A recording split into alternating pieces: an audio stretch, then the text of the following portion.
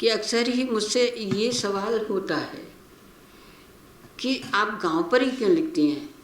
और वो सवाल ऐसे होता है जैसे लोग मेरे गांव के लेखन को पढ़ते पढ़ते ऊब गए हैं, बोर हो चुके हैं और मुझसे ये चाहते हैं कि भाई शहर पे भी कुछ लिखिए। पर मेरी भी मजबूरी है या मेरे स्वभाव की ये मुश्किल है कि मैंने शहर पे नहीं लिखा। दिल्ली में रहते 45 साल हो गए और शहर पर नहीं लिखा। पता नहीं, लगा कि रहती तो हूँ लेकिन देखती शायद कुछ भी नहीं हूँ। और क्या होता है मुझे कि पहले मैं बता दूँ कि मैं कहाँ कहाँ का पानी पिया, कहाँ रही। अलीगढ़ ज़िले के एक गांव में मेरा जन्म हुआ है जो अलीगढ़ और मथुरा के बीच में पड़ता है, लेकिन मैं वहाँ बहुत नहीं रही। नहीं रही का मतलब ऐसा नहीं होता कि हम वहाँ की संस्कृति को नहीं जानते। बचपन में बड़े संस्कार पड़ जाते हैं जिनको हम बूढ़े होने तक भी मिटा नहीं सकते। उसके बाद स्थितियाँ ऐसी आईं कि मैं झांसी चली गई। झांसी के भी शहर में नहीं रही, एक गांव में ही रही जहाँ से पढ़ाई लिखाई की। देखिए, सबसे पहले तो ये समझ लीजिए कि ऐसी स्थितियों में रही कि वो स्थितियाँ मुझे बार बार प्रवोक करती हैं कि मैं गांव पर ही लिखूं, क्योंकि हमारे लिए स्कूल नहीं थे, बहुत दूर पैदल चल के जाना पड़ता था। लड़कियों के स्कूल नहीं थे, लड़कों के साथ पढ़ना पड़ता था। एक लड़की को कैसे पढ़ना होता है, शिक्षा तो हम बहुत करते हैं, लेकिन उस शिक्षा को पाने के लिए कितनी जद्दोजहद करनी पड़ती है, क्या हर एक लड़की के बस का है। मैं कुछ ऐसी लड़की थी जिसके पिता को मैं अपने पिता को मैंने देखा नहीं। मैं 1.5 साल की थी तब वो ख़त्म हो गए और कोई भाई बहन भी नहीं हुआ। मेरी माँ 22 साल की विधवा हो गई, जिनका जिक्र अभय जी ने किया है। कस्तूरी उनका नाम था, तो मैंने कस्तूरी कुंडल से लिखा। मैं अब ये कहना चाहती हूँ कि मैं गांव पे क्यों लिखती हूँ, तो मैं बताती हूँ कि क्यों। आप लोग ये शायद सोच नहीं सकते कि अंग्रेजी राज जब था और एक बिल्कुल जहाँ पैदल चल के ही जाया जाता है, सड़क भी नहीं है उस गांव में, उस गांव की स्त्री उस वक्त विधवा होने के बाद, पति मर जाने के बाद, सती प्रथा भी थोड़ी थोड़ी तो थी ही तब। नदी में डूब के मरने का भी रिवाज था गांव में कि विधवा होने के बाद अपना जीवन खत्म कर दो, क्योंकि पुरुष अपना पति नहीं है तो अपना जीवन भी कुछ नहीं है, और फिर वो सती कहलाती थी। तब उस स्त्री ने अपने ससुर से कहा कि दादाजी मैं पढ़ना चाहती हूँ, मैं स्कूल जाऊँगी। स्कूल था 3-4 मील दूर, वहाँ जाना गांव से। अब आपको मैं इसलिए ये बात बता रही हूँ कि शहर में मुझसे लोग कहते हैं कि तुम कैसे ससुर चित्रित करती हो, तुम फादर इन लॉ कैसे चित्रित करती हो। ऐसे तो होते ही नहीं है कि वो कहें कि हाँ बहू, हाँ बेटा तुम पढ़ लो जाओ। उस ज़माने में कौन कह सकता है। बहू पता नहीं कौन से गलत रास्ते चली जाए, बहू के साथ वहाँ लड़कियाँ, और वो तो जा नहीं रही हैं, बहू तो अकेली जा रही है, या वो लड़के या आदमी जा रहे हैं वहाँ पर। तो कोई एक पुरुष है जो ये विश्वास करता है कि हाँ तुम पढ़ो। मैं वो कहानी कहना चाहती थी, इसलिए मैंने लिखा। वो तो मेरी माँ थी, मैंने माँ की तरह लिखा भी नहीं है, मेरे उनसे बहुत विरोध भी थे, क्योंकि मैं एक लड़की थी जो पिता मर गए, माँ पास नहीं है, और एक असहाय जीवन, अनाथ जैसा जीवन मैंने जिया है, तो मेरी अंतर विरोध भी थे। खैर वो अलग बात है। लेकिन जो हम सोचते हैं ना गांव के लिए, ऐसा होता नहीं है। जो हम एक धारणा बना के बैठे हैं, ऐसा होता नहीं है। जो जहाँ हम ये कहते हैं ना कि शहरी लोग बहुत इंटेलिजेंट होते हैं, बहुत सोचते समझते हैं, विचार उनके पास होते हैं, और गांव के लोग ठस होते हैं। उनसे तो अभी अभय जी कह रहे थे वोटर होते हैं, ठीक कह रहे थे, हम वही समझते हैं। वोटर होते हैं और वोट दे आते हैं, जिसको भी प्रधान कहे। प्रधानों के पास अगर हम पोल खोलने पे ही आ जाए तो पार्टी के पैसे पहुंचते हैं प्रधानों के पास, और प्रधान उनमें से थोड़े थोड़े बांट देते हैं और कहते हैं उसको वोट वहीं गिरना है, तो वो दे आते हैं। लेकिन गांव के लोग थोड़े होशियार होते हैं, हाँ वो कहते हैं बिल्कुल देंगे, पैसे भी रख लेते हैं लेकिन देते अपने मन से ही हैं। ये बात हमें समझ के रखनी चाहिए। तो जब ये सारी अंदरूनी चीज़ें मुझे पता हैं तो मुझे ज़रा बता देना चाहिए कि ऐसा नहीं है जैसा आप सोच रहे हैं। अगर उनको शिक्षा नहीं मिली, मुझे भी नहीं मिली होती, मुझे भी शिक्षा नहीं मिली होती तो केवल मैं कलम नहीं चला पाती, लेकिन मेरे सोचने समझने में फ़र्क नहीं आता। ये पक्की बात है। आपने कहावतें सुनी होंगी, जो हम उपन्यास में 5 पेज खर्च करते हैं, कहावत 1 लाइन कहती है उसमें, वो उन्होंने ही बनाई है, वो सारी चीज़ें उन्होंने ही बनाई हैं। तो मैं इसलिए ही फिर मेरे मन में बहुत सवाल आते हैं कि इतनी सारी सुविधाएं हैं यहाँ पर, शहरों में देखिए इतनी चीज़ें हैं, गांव में तो नहीं है।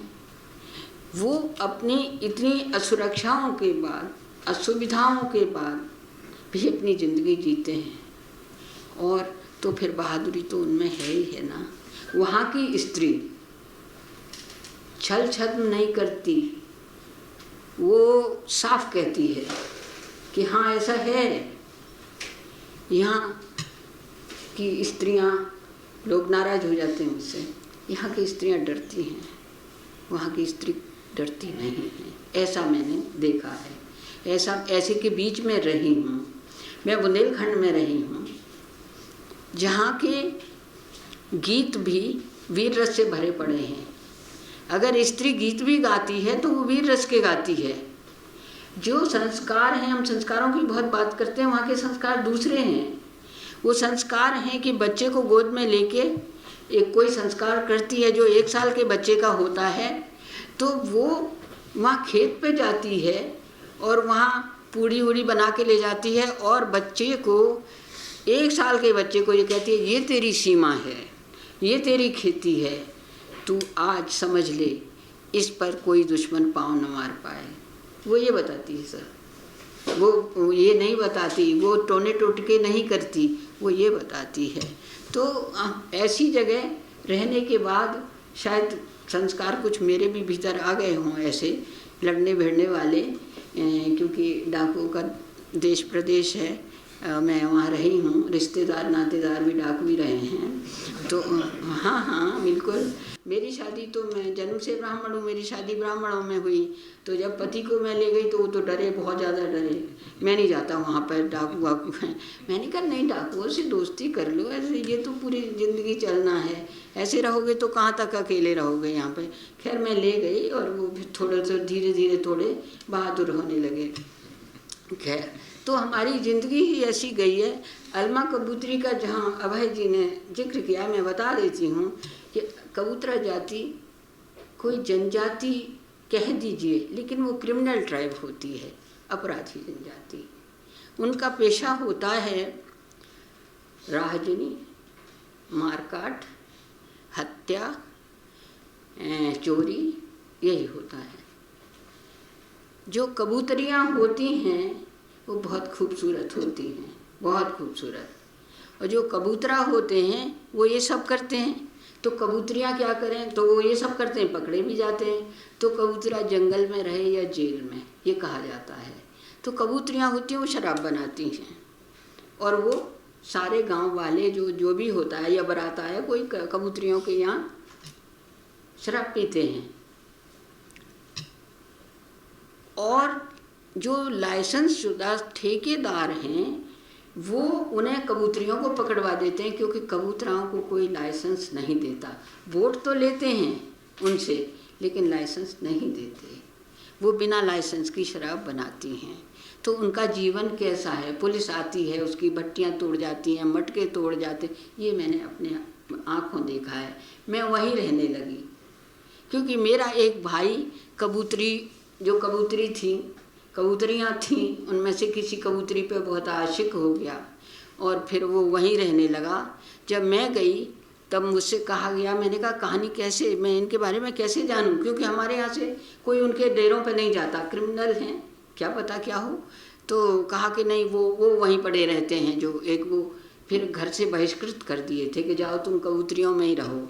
तो मैं गई, सुबह 8 बजे थे, तो हमारा वो भाई एक कबूतरी के साथ ताश खेल रहा था।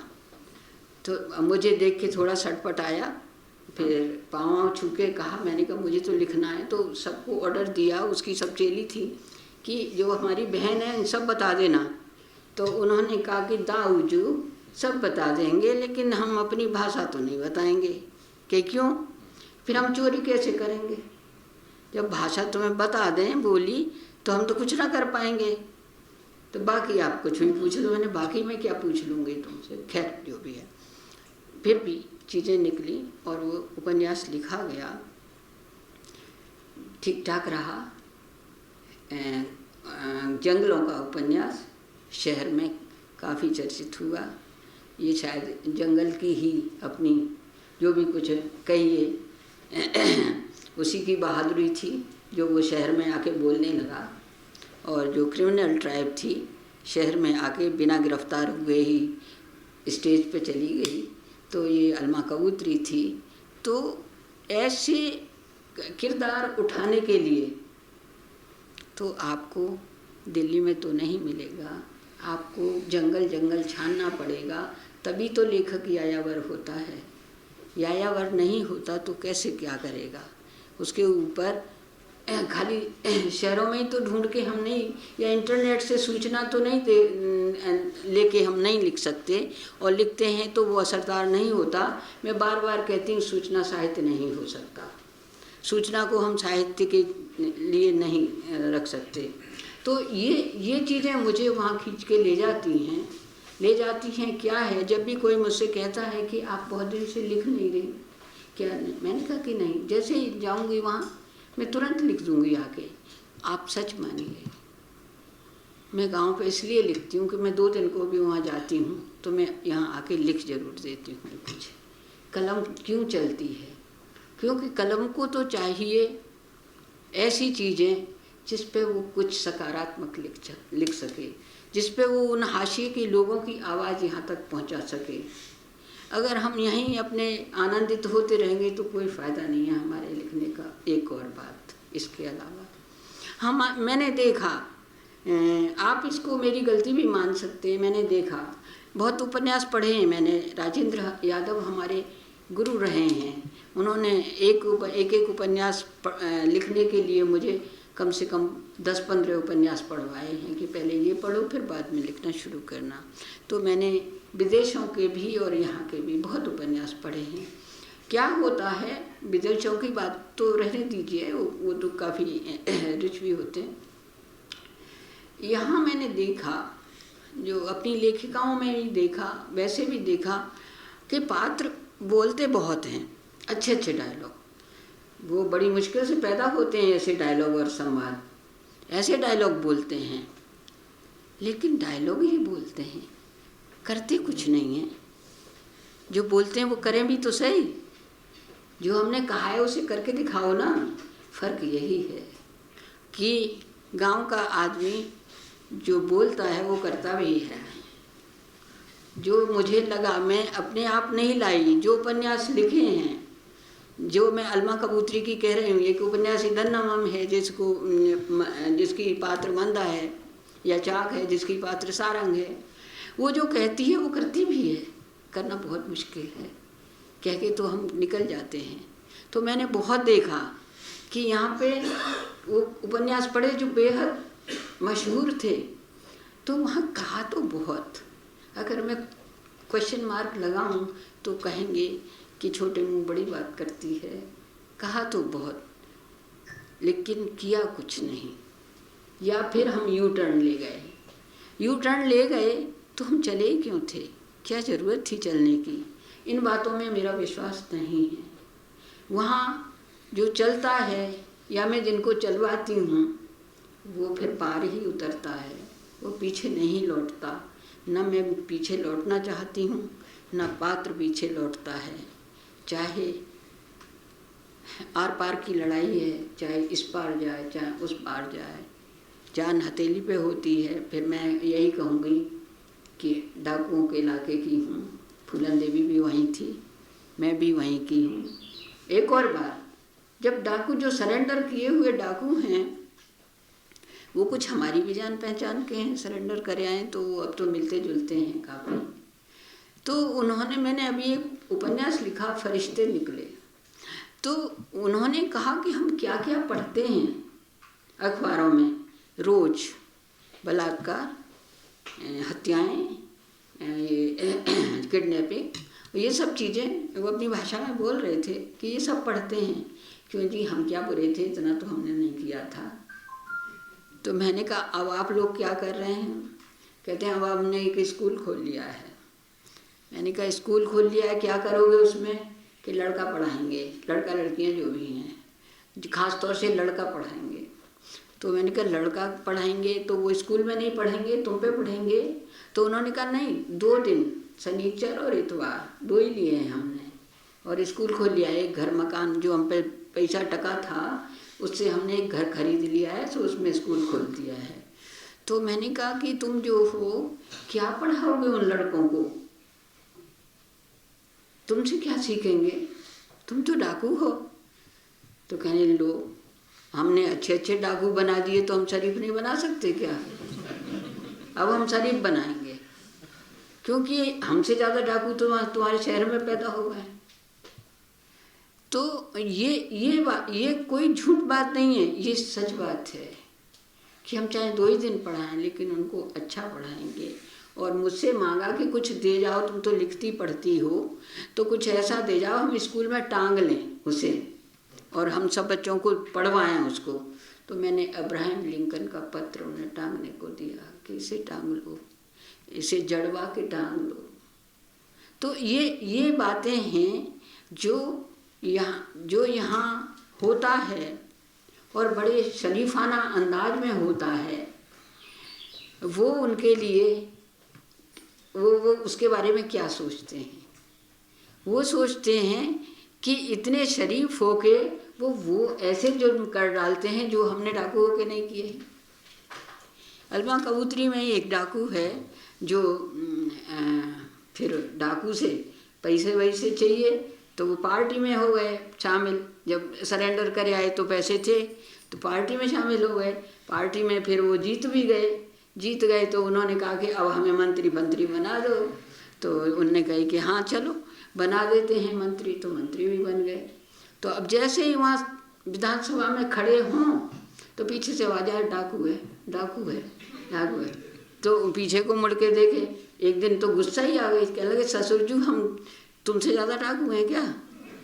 हमने तो वहाँ डांग में जंगल में डाके डाले, तुम तो यहाँ डाल रहे हो विधानसभा में, हम तुमसे बड़े डाकू। ये बातें मुझसे लिखवाती हैं कि ये साफ गोई और ये सवाल जवाब जो हम करने में डरते हैं, जो हम बड़ी उससे शराफत के एक खोल में रहते हैं और ऐसे सवाल नहीं करने, ये सवाल तो अरे नहीं ये हो जाएगा वो हो जाएगा। लेकिन बेबाकी वहीं से मैंने सीखी है या मेरे ऊपर असर किया उसने, या मैंने जैसे लोग कह देते हैं कई बार कि ये बहुत बेबाक लेखिका है, तो वो जो है कोई ऐसा नहीं है, वो खुद में दौड़ने लगती है उन लोगों को देख के। जैसी सोहबत करोगे वैसी ही नीयत भी बनेगी।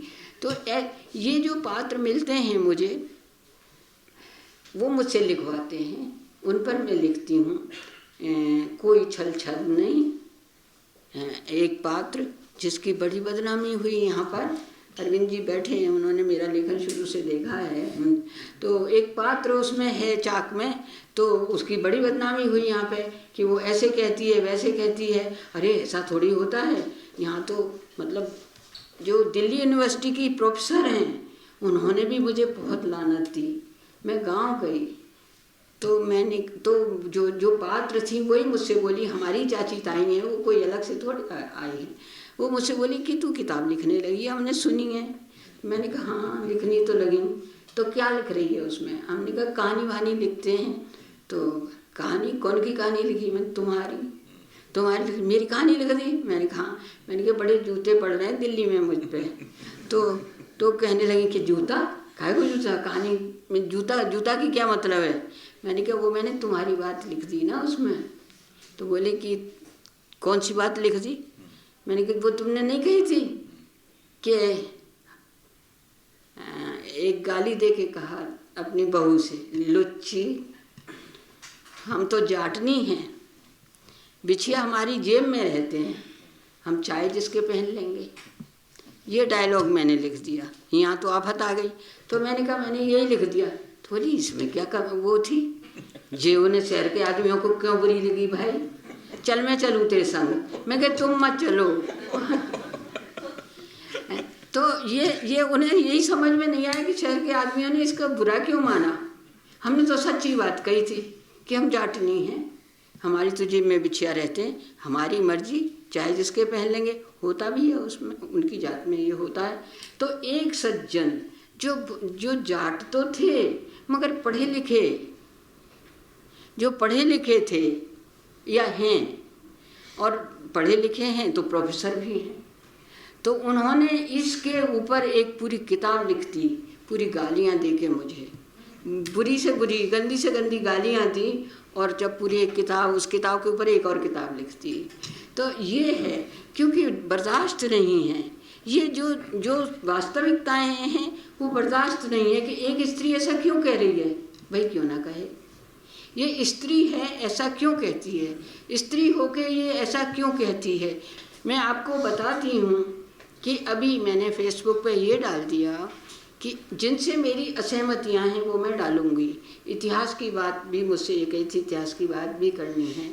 स्त्रियों का इतिहास कहाँ लिखा गया है हमें बता दीजिए। रानी महारानियों के इतिहास रहे, वो भी सतियाँ हो गई, उनका ज़्यादा बड़ा इतिहास है। और जो नहीं हो पाई सो उनका कोई इतिहास नहीं है। हाँ, रानी लक्ष्मीबाई का इतिहास है, जो जल के नहीं मरी, लड़के मरी, है ना। तो मैंने लिख दिया कि रानी पद्मिनी जल के नहीं मरती, लड़के मरती। तो हम बहुत इज्जत करते और बहुत हमारी स्त्री जाति के लिए एक बहुत बड़ा उदाहरण होती। अब हमारी स्त्री जाति के लिए ये हो गया है कि सती हो जाओ तो तुम स्वर्ग में जाओगी और तुम जो हो तुम्हारे लिए बहुत अच्छा है, फिर तुम्हारा मंदिर बनेगा, फिर वहाँ चुनरी चढ़ाई जाएगी, फिर ढोल ताशे बजेंगे और तुम स्वर्ग को जाओगे। ये हो गया। तो ये हमारा इतिहास है। कैसा इतिहास है ये मैंने लिख दिया। तो आप मानिए यहाँ इस दिल्ली में फेसबुक पे जो लोग रहते हैं, इतनी गालियाँ दी। मैं कहूँ इसे मिटा दूँ तो कहेंगे डर गई, मैं मिटा नहीं सकती इसको, है ना। तो ये सब बातें हैं। ये इस इतिहास से हम राजी नहीं हैं। ये इतिहास हमारे माफिक नहीं बैठता, तो उसको तो हम खारिज करेंगे ज़रूर। और फिर अगर इतिहास देखना है तो स्त्रियों के लोकगीतों में देखिए जो दर्ज नहीं हुए, क्योंकि स्त्रियों के लोकगीतों को दर्ज नहीं करता कोई। कहते हैं ये तो गाती रहती हैं, रो लेती हैं, सब चीज़ ऐसे ही चली जाती है। मैंने यही सोचा, इसे भी जोड़ लीजिए कि मैं गांव पे क्यों लिखती हूँ, क्योंकि वहाँ के लोकगीत थे और उन लोकगीतों में वो बातें थीं जो हमारी कानून की किताबों में नहीं आती हैं हमारे लिए। तो चाक जो एक उपन्यास है वो है 450 पेज का, वो पूरा लोकगीतों से लिखा गया। लोकगीतों से कथाएं निकाल के लिखी गई। और उसने ये मेरे ख्याल में वो अभय जी, वो सबसे ज़्यादा बिक्री वाला है चाक जो है, सबसे ज़्यादा बदनामी भी उसने उठाई। और कोई बात नहीं, लेकिन मुझे खुशी है, प्रकाशक भी खुश और मैं भी खुश और पाठक भी खुश कि वो जो है। अच्छा, अब मैं तो अब ख़त्म करने जा रही हूँ, लेकिन आप ही लोग बताइए। अच्छा, आप ही लोग बताइए कि मैं भी ताज्जुब करती हूँ कि गंवई भाषा मिली हुई है, उसमें भाषा शहर की नहीं है, पूरी नहीं है शहर की, गंवई सी भाषा, कविताओं की जगह लोकगीत। फिर आप लोगों ने पढ़े क्यों, पढ़े कैसे, क्यों पढ़े पाठकों ने, क्या अच्छा लगा उसमें और इतना क्यों पढ़ा गया। अलमा कबूतरी को इतना क्यों पढ़ा गया। मोहब्बत है या क्या है मुझे नहीं पता, कौन सा लगाव है उस मिट्टी से, उस धरती से कि जहाँ मैं तब पाँव रखती हूँ। यहाँ बहुत अच्छी पति की सुविधाजनक उसमें रह रही हूँ, फ्लैट में, कोई कमी नहीं है। लेकिन कौन सी चीज़ है जो मुझे जिसकी कमी है। मेरे ख्याल में उस निष्कपट मोहब्बत की कमी है जिसके लिए मैं बार बार जाती हूँ और बार बार लिखती हूँ और गांव पर ही लिखती रहूँगी जब तक मेरी कलम चलेगी। धन्यवाद।